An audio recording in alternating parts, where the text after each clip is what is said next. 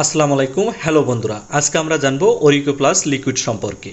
এই Oriko plus liquid আপনি কেন খাওয়াবেন বা কী কাজে ব্যবহার হয়, এই বিবিধ বিশ্লেষণ আজকের এই ভিডিওর মাধ্যমে।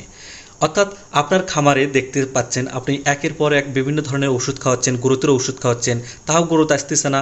অথবা আপনি দেখতেছেন যে কি আপনার খামারে বারবার ভাইরাসে অ্যাটাক হচ্ছে, আপনি তার হাত থেকেও বাঁচতে পারছেন না। এই মূলত এই বিভিন্ন ধরনের অ্যান্টিফাঙ্গাল বা ভাইরাস বা ব্যাকটেরিয়া ইনফেকশন এইটার হাত থেকে রক্ষার জন্য মূলত এই Oriko plus liquid. Oriko plus লিকুইডে আসলে আছে কি বা কী কাজে এটি ব্যবহার হয়, এটার বিশদ বিশ্লেষণ পরবর্তীতে আমরা জানব।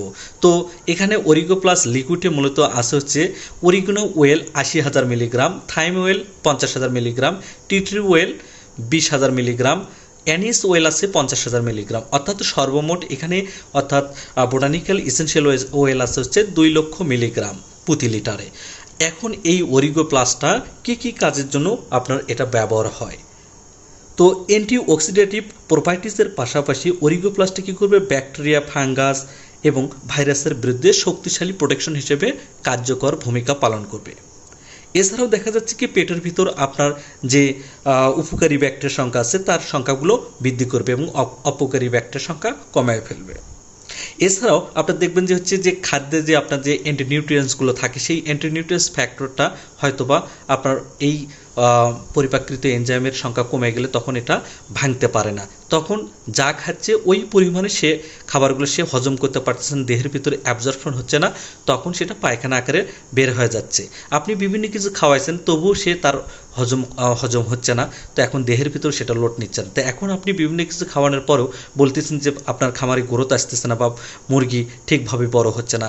এই যে পরিপাকৃত এনজাইম বা শোষণ হচ্ছে না, এটাই মূলত হচ্ছে এর বিশেষ কারণ।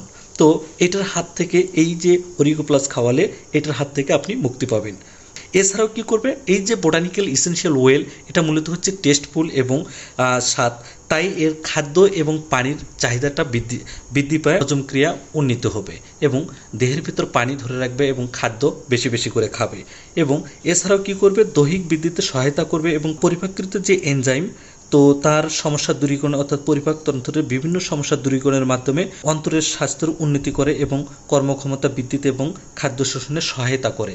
এটি মূলত হচ্ছে স্কোয়ার কোম্পানির অর্থাৎ বাইরের প্রোডাক্ট, অর্থাৎ এক্সভেট জার্মানির প্রোডাক্ট। অর্থাৎ এক্সভেট জার্মানির প্রোডাক্ট হচ্ছে বিশ্বের নাম্বার 1 কোম্পানি। এই কোম্পানির প্রোডাক্টগুলো আসলে মূলত খুবই শক্তিশালী হয় এবং খুবই রেজাল্টদায়ক হয়। তো এটি অর্থাৎ খাওয়ানোর নিয়ম হচ্ছে 1 মিলি 5 লিটার পানিতে দিয়ে প্রতি রাত এটি খাওয়াতে হয় 3 থেকে 5 দিন। তো ইনশাল্লাহ আপনার খামারে যদি গ্রোথ না আসে, এটা খাওয়ালে অবশ্যই গ্রোথ আসবে এবং পানি গ্রহণের চাহিদা বাড়বে এবং খাদ্য গ্রহণের চাহিদা বাড়বে। এটা পরীক্ষিত এবং রেজাল্টফুল প্রোডাক্ট।